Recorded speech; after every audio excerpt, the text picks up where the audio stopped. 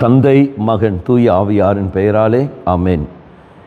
இயேசு கிறிஸ்துவின் அன்புமிக்க சகோதர சகோதரிகளை உங்கள் அனைவருக்கும் கிறிஸ்து இயேசுவின் அன்பு கலந்த வணக்கத்தை தெரிவித்துக் கொள்கின்றேன். இன்றைய நற்செய்தி பாகமானது யோவான் நற்செய்தி 15ஆம் அதிகாரம் 18 முதல் 21 வரை உள்ள திருவாக்கியங்கள். குறிப்பாக 19வது வாக்கியம், நீங்கள் உலகை சார்ந்தவர்களாக இருந்திருந்தால் தனக்கு சொந்தமானவர்கள் என்னும் முறையில் உலகு உங்களிடம் அன்பு செலுத்தி இருக்கும். நான் உங்களை உலகில் இருந்து தேர்ந்தெடுத்து விட்டேன். நீங்கள் உலகை சார்ந்தவர்கள் அல்ல, எனவே உலகு உங்களை வெறுக்கின்றது.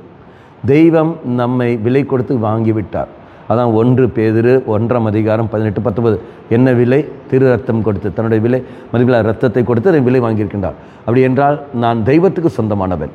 அப்போ இறைவனுக்கு சொந்தமாக இருக்க நீயும் நானும் உலகத்துக்கு அடிமை அல்ல, தெய்வத்துக்கு மட்டுமே தான் ஒழியவில்லை. அப்போ நீயும் நானும் இறை பணியை செய்யத்தான் வந்திருக்கின்ற ஒழிய உலக பணியை செய்வதற்காக அல்ல. அப்போ அந்த இறைவன் அந்த பணியை தந்திருக்கின்றார்.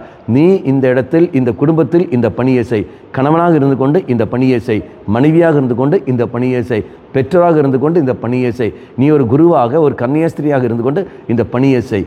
இந்த உலகத்தில் நான் எங்கே அனுப்புகிறேனோ அங்கே நீ போய் பணி செய். அப்போ நான் பணி செய்வது எல்லாமே, அது இல்லற வாழ்க்கையாக இருக்கட்டும், துறவற வாழ்க்கையாக இருக்கட்டும், அது எல்லாமே தெய்வத்தை மையப்படுத்தி இருப்பது. இறைவன் தான் என்னை அனுப்புகின்றார்.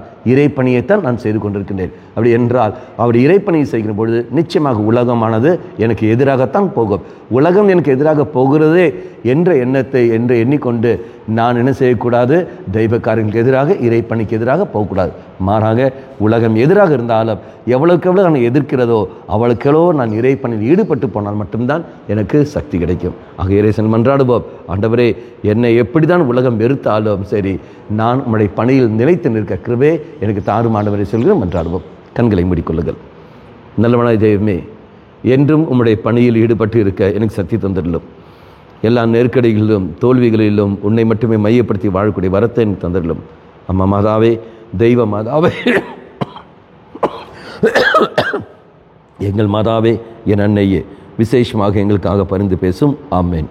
தந்தை, மகன், தூய ஆவியாரின் பெயராலே ஆமேன்.